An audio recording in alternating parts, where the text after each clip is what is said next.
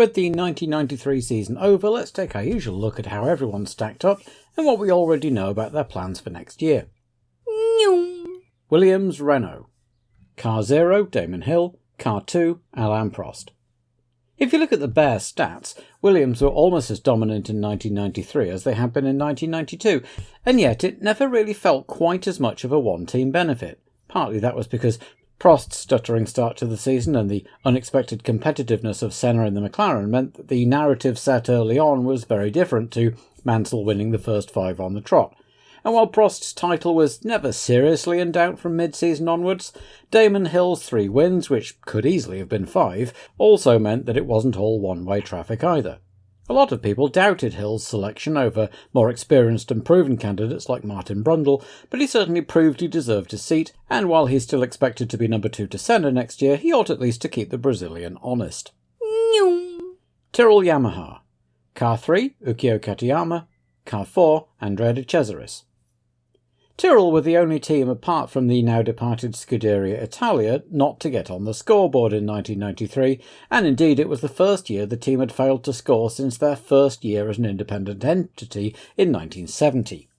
The 2 obvious culprits are the name Yamaha on the back, which has proved problematic for other teams in the past, even if it was really a Judd block, and the drivers, with both Katayama and De Cesaris not proving a particularly solid partnership. The Japanese driver proving more accident-prone, but despite his progress over the last couple of years, the Italian didn't really impress either. Katayama and Yamaha remain on board for 1994 though, so it will be down to Harvey Postlethwaite to design a chassis that will get the most out of both of them. Benetton Ford. Car 5, Michael Schumacher. Car 6, Riccardo Patrese. Benetton can feel both happy and frustrated with their 1993. Michael Schumacher stood on the podium every time he finished, which isn't a bad record, but the team still lost out to McLaren in the constructors' race, thanks in part to Patrese's lack of results relative to Schumacher, and in part to late-season unreliability, which took the German out 3 times in the last 6 races. Patrese might wish he'd decided to retire a year earlier, going out as championship runner-up, but after a difficult start he was solid enough as a point scorer, even if clearly not as good as Schumacher. The question Benetton will be asking themselves is which driver was a better indicator of how good the car actually was. Was Schumacher flattering it, or was Patrese underperforming? Benetton have spent most of their existence as a team appearing to be just on the verge of breaking through onto the very top level, but never quite making it stick, and all concerned will be keen to finally take that next step to being consistent winners. McLaren Ford.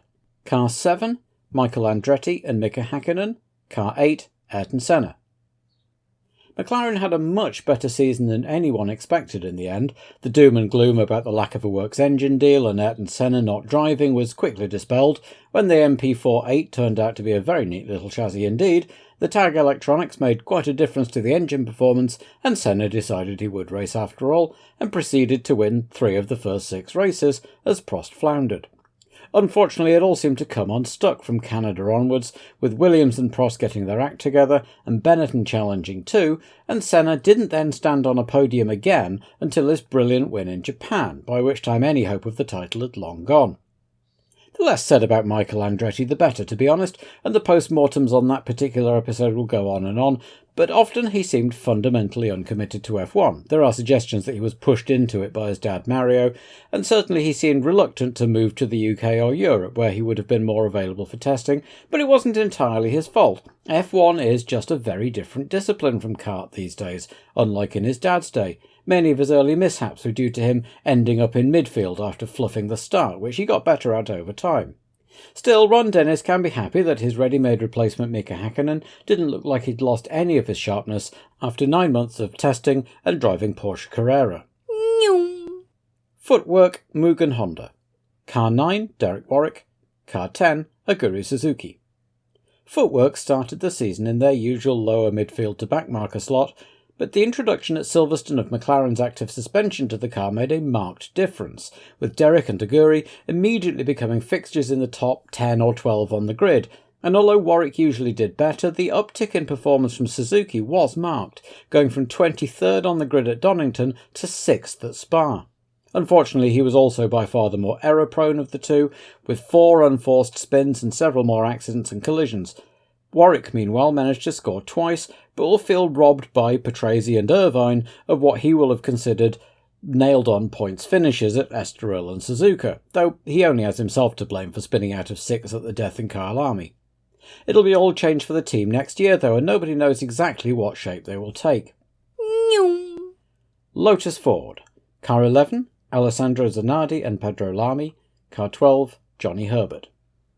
Going in the other direction from Footwork were Lotus, who started looking really good, running in the points and sometimes even challenging for podium places, but gradually slipped back down the order as the others improved around them, and their own unreliability became more and more of a problem.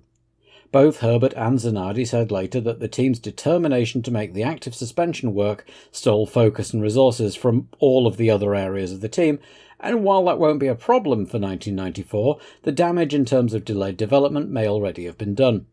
Johnny Herbert pushed the car too hard too often and has more spun-offs to his name than he'd like, while Zanardi got the lion's share of the technical issues. It's difficult to assess Pedro Lamy on 4 races under difficult circumstances, but while he didn't embarrass himself, he didn't seem a marked improvement from Zanardi in terms of pace.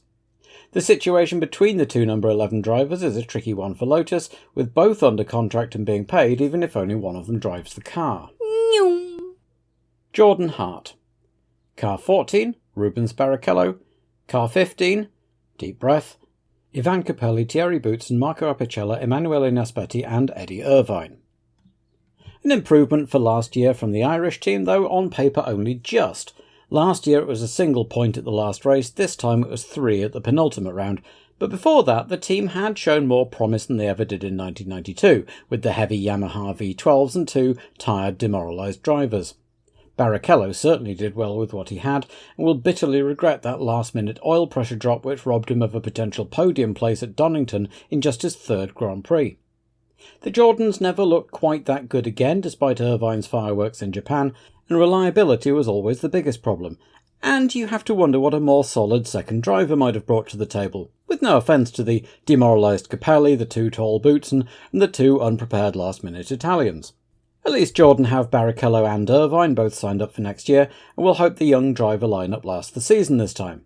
Andrea Sassetti, by the way, who fell foul of the only 2 drivers per car rule last year, must be spitting feathers. Larrousse Lamborghini. Car 19, Philippe Alliot and Toshio Suzuki. Car 20, Eric Comas. Gerard Larousse's gamble in becoming a constructor to tempt Peugeot to make them the works team hasn't paid off, and the team continue living from hand to mouth financially. The Lamborghini deal is gone in favour of cheaper Ford HB units for next year, which might at least be more reliable, while it also looks like Philippe Alliot will be stepping back in favour of 1 or more pay drivers to balance the books. Early on it was Alliot that looked the better of the 2 drivers, having definitely improved from his previous experience of F1, and usually qualified in the top half of the field, but Comas soon got the measure of the car and caught him up. Nevertheless, both ended up fairly evenly matched, and although Alliot just edged both the qualifying and the points tally, Comas should come away feeling he'd done as well as he could. BMS Scuderia Italia Lola Ferrari. Car 21, Michele Alboreto. Car 22, Luca Badoer. You have to feel a little sorry for Scuderia Italia, switching away from the Dallara chassis with whom they'd been so close to having a decent car so many times, only to fall away again, only for the replacement Lolas to be absolutely catastrophic and end up with the team having to shut up shop. They're merging with Minardi, but there are questions about exactly what they're bringing to the party, and whether it's really just Minardi taking over the remnants of a defunct team. In either case, Luca Badoer did as well as he could have, rather dominating the more experienced Alboreto in qualifying, especially early on, and he goes into the off-season still in with a shout to be Michael Schumacher's teammate at Benetton next year, having already been testing for them. He also scored the team's best finish of the year, 7th and just out of the points at Imola. With both drivers now looking for work, though, it's possible that Michele Alboreto's long career might well have petered out in a bit of a damp fart, while Badoer will just hope that the whole episode hasn't holed his career before the waterline before it's ever really got going. Minardi Ford. Car 23, Christian Fittipaldi and Jean-Marc Gounod. Car 24, Fabrizio Barbazza and Pierluigi Martini. Minardi's best season in years, but just like Lotus, their success all came early on, the best result being Fittipaldi's 4th in South Africa, and of course what the phrase Minardi 1993 will always bring to mind is that hair-raising somersault at Monza. As ever, lack of cash meant lack of development, and to stay still is to go backwards, as the team slipped back down the order as the season went on. The falling out between Giancarlo Minardi and Christian Fittipaldi, the clearly talented Brazilian replaced by an equally clearly out-of-his-depth Gunon, could turn out to be a bigger loss to the team than a few sponsorship lira can fix. Much depends for 1994 on what happens with the merger, and what shape whatever team emerges from that is in. Ligier, Renault. Car 25, Martin Brundle. Car 26, Mark Blundell. Yet another team who did their best work early on, and while they didn't slip back quite as markedly as Lotus and Minardi, it was definitely noticeable. Those who had objected to the signing of 2 British drivers were quickly silenced by Blundell's podium at the first race, with 2 more to follow for the team, and while they didn't quite meet Cyril de Rouvr's ebullient prediction of 30 points, they were much closer than everyone thought they'd be, based on the last couple of years. As is so often the case, though, the problems are liable to come off track, with legal proceedings hanging over the owner, and Briatore and Walkinshaw waiting in the wings, apparently to strip the team for parts, so to speak. No drivers are confirmed as yet, though it will definitely not be the same lineup as this year. Ferrari. Car 27, Jean Alesi. Car 28, Gerhard Berger. A pretty awful season by Ferrari's high standards, and while on paper it was slightly better than 1992, with Berger making a much better fist of Car 28 than Ivan Capelli had, it was still nowhere near good enough for Ferrari's fans and Italy's motor press, neither famously patient with long-term plans. Jean Todt has a lot on his plate over the winter, not only preparing the technical side of things, but trying to calm the usual infighting and politics that invariably accompany Maranello's periods in the doldrums. 3 years without a win is practically an eternity for Ferrari, and while both drivers are hungry enough to deliver, Todt may have limited time to prove to the higher-ups next year that he's the man to turn things round. Sauber. Car 29, Karl Wendlinger. Car 30, JJ Leto. Sauber arrived on the scene with a bit of a splash in Kyle Army, and honestly never quite lived up to that original promise, and like others slipped out of the top 10 in qualifying as others caught up. Reliability was the main issue, as always for small teams, even ones as experienced as Peter Sauber's lot are in other categories, but when the car was running it was usually doing reasonably well, and 6 top 6 finishes yielding 12 points for 7th in the table isn't bad for a new team's first season. Mercedes continue blowing hot and cold as to whether they want to enter F1 officially or not. Currently they are on hot setting, and the team need to use the current enthusiasm to set them up for a solid second season in 1994. So there's just one more video to go to wrap up 1993 as we look at what's been going on in the junior formulae, and then it's full steam ahead into 1994.